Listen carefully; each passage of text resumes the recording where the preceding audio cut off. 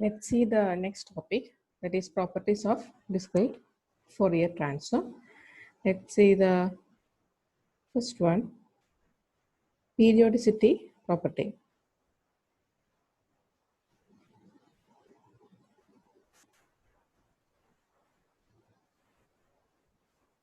Periodicity property says if x of n is a periodic signal with the period n, so we know x of n is periodic means x of n will be equal to x of n plus n, and if the DFT of x of n is x of k, then x of k will be periodic with the period n. So x of k will be equal to x of k plus n. This is the first property, that is periodicity property. If x of n is periodic with period n, then x of k will also be periodic with the period n. Next property, linearity property.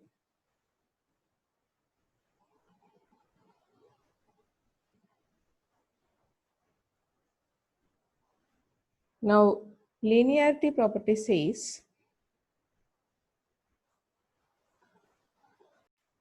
let the x1 of n and x2 of n be the two signals,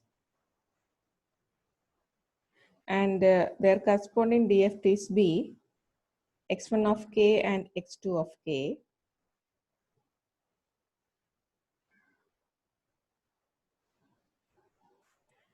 Then if we take the DFT of a into x1 of n plus b into x2 of n, that will be equal to x1 a1 a into x1 of k plus b into x2 of a. Okay, now this a and b are constants, and that can be real or complex valued constants. So your linearity property says if you multiply first signal with a constant a, second signal with a constant b, then you add that product ax1 of n plus bx2 of n, and then you find the DFT of this total signal, then that will be equal to multiplying the DFTs of first signal with a and second signal with b, and then you add it. These two will be equal. So DFT of a into x1 of n plus b into x2 of n should be equal to a into x1 of k plus b into x2 of k. Third property, circular shift of sequences.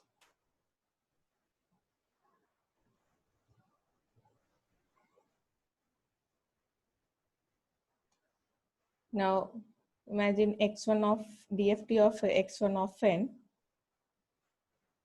bx of k, x of k be x of n be x of k, then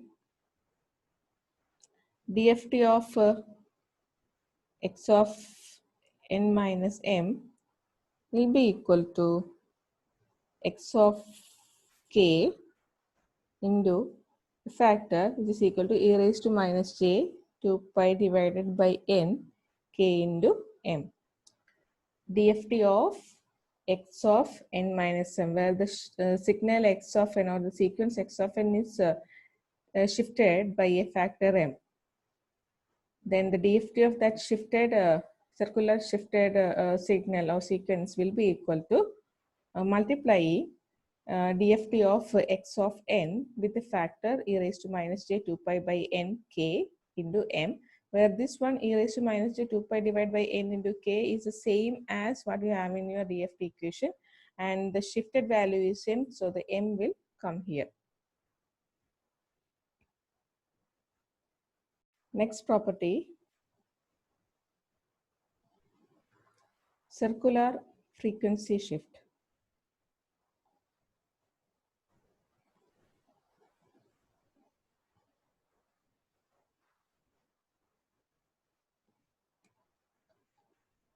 Let x of k be the DFT of x of n. Then DFT of x of n multiplied with e raised to j 2 pi divided by n, m into n, will be equal to x of k minus m. This is a circular frequency shift property. Multiply your signal or sequence x of n with e raised to minus j 2 pi divided by n, m into n. Take the DFT of that product. That will be equal to shifting your x of k by m units.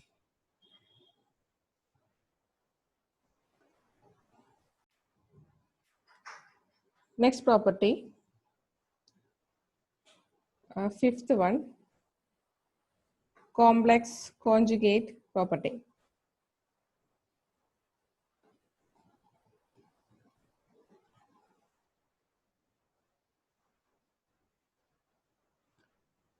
Now take x of n as a sequence. Let DFT of x of n be x of k. Then conjugate of x of n, should be equal, DFT of conjugate of x of n should be equal to conjugate of x of minus k n. Now this minus k n written in angle bracket. When you write minus k in angle bracket suffix n, meaning is this is periodic with a period n. So you can write this equal to x conjugate minus k plus n. Now if x of n is a sequence and DFT of x of n is x of k, then DFT of x conjugate n should be equal to x conjugate angle bracket minus kn or x conjugate minus k plus n. Next property, circular convolution, which is the most important property.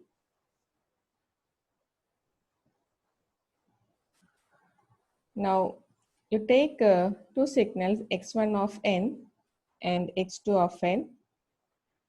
Do the circular convolution of these two signals x1 of n and x2 of n. Take the DFT. DFT of x1 of n circular convoluted with x2 of n should be equal to multiplication of DFT of x1 of n and DFT of x2 of n. This is a circular convolution property of discrete Fourier transform. It says DFT of circular convolution of two signals x1 of n and x2 of n will be equal to multiplication of individual DFTs of that two signals. So x1 of n circular convoluted with x2 of n, take the DFT, you will get x1 of k multiplied with x2 of k. Next property is multiplication of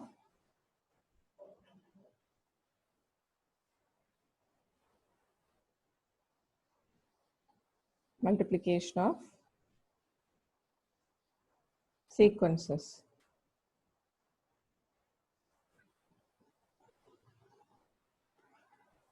Now it says multiplication of two signals or sequence x1 of n and x2 of n and taking the DFT of that particular product should be equal to 1 by n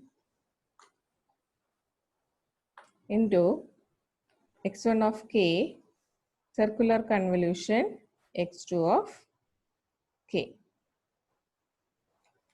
So DFT of product of two signals x1 of n and x2 of n is equal to 1 by n into circular convolution of x1 of k and x2 of k.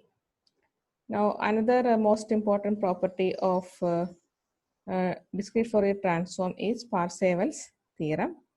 Now, we'll see what is the statement of this particular theorem. Now, Parseval's theorem states that sigma n equal to 0, n minus 1, x of n multiplied with the conjugate of g of n is equal to 1 by n sigma k is equal to 0 to n minus 1 x of k multiplied with conjugate of g of k, where g of n and x of n are two signals.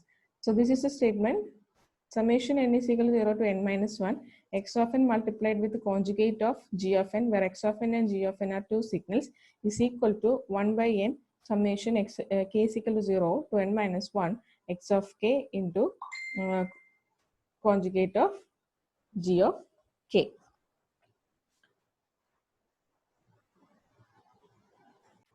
Last property is time reversal.